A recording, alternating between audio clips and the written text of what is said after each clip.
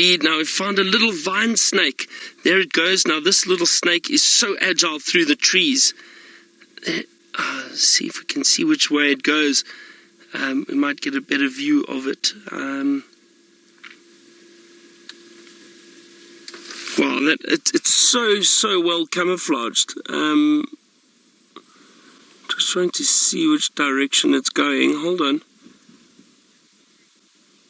But look at that. And it's called a vine snake or twig snake because it does appear to look like some of the vines or twigs. Oh, there's the head to the right. There we go.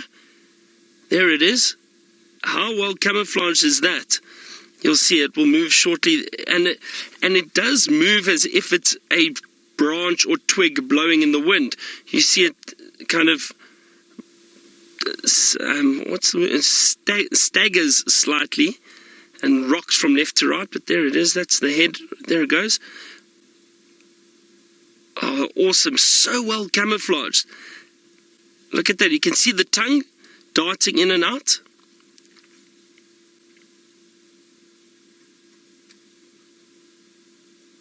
Now, they are very venomous, these vine snakes. However, they are responsible for very, very few bites.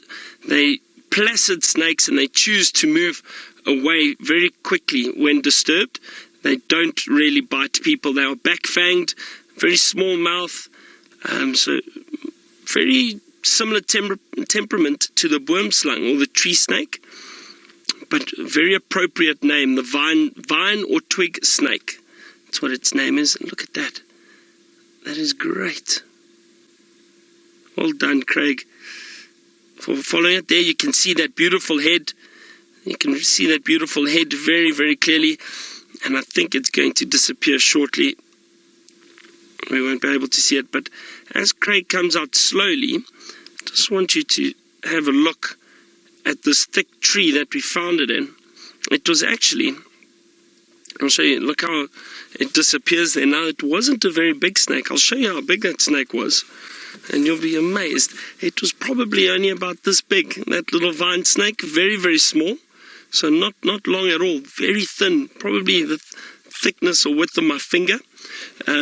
And what actually happened was, so we're in this area where these leopards were this morning, and we've been having a good look around to see if they're still here. I don't see any sign of them just yet, but I'll keep a lookout. And I just saw the grass moving, and that vine snake came down through the grass and then went up into the tree very quickly.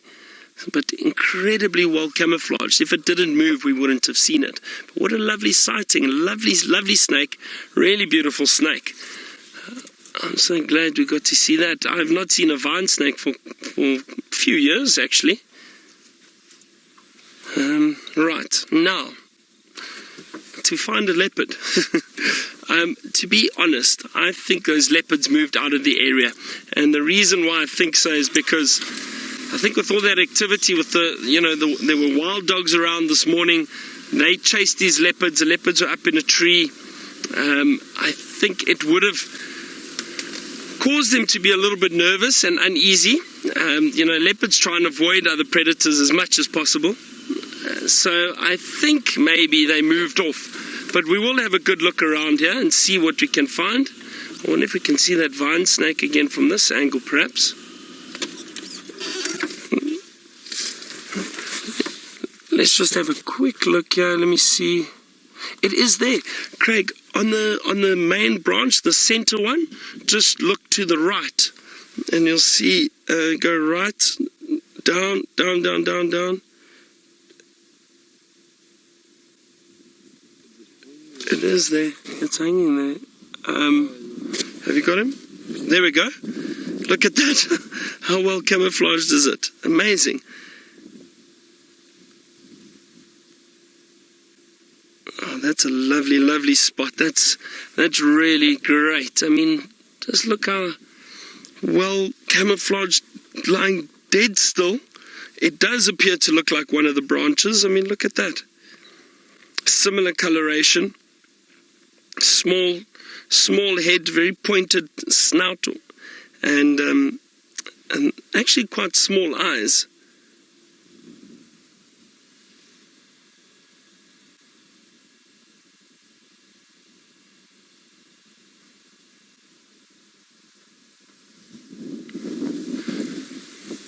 can see how it moves in the wind. Do you see that? It just...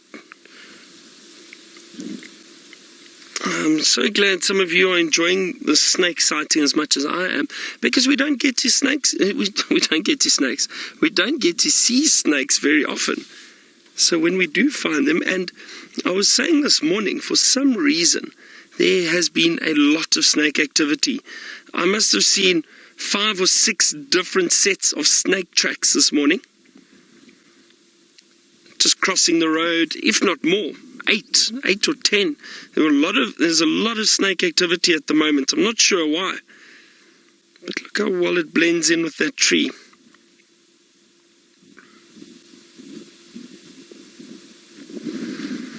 If I'm not mistaken, the vine snake or the twig snake also has hemotoxic venom, so similar to that of the boomslang, so it causes internal bleeding.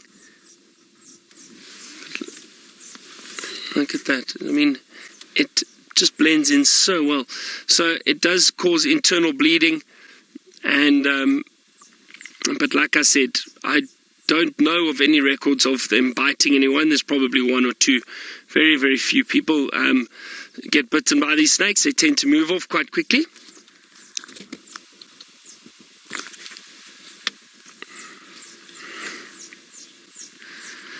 Right, now Cindy, good question. What would the vine snake hunt in this tree, and what would it be looking for to eat? So Cindy, a vine snake generally will feed on perhaps chameleons, lizards that might be around the tree, and especially birds, little birds. The vine snake, probably their main food source would be birds, and maybe small reptiles like chameleons. So that's what they would be looking for. But like I said, that's still a small one, so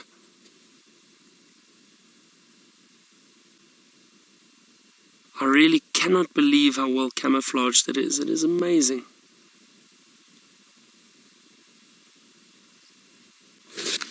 Exactly the same color of that bark. If you look at the body, if we go up,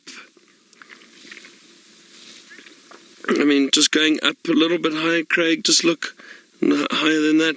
Look, you can see the body is there, going all along that branch, and you can't see it. It's so well camouflaged. I'm going to have one last look around this area quickly for these leopards. While I do that, let's head back to Jamie while she's walking around.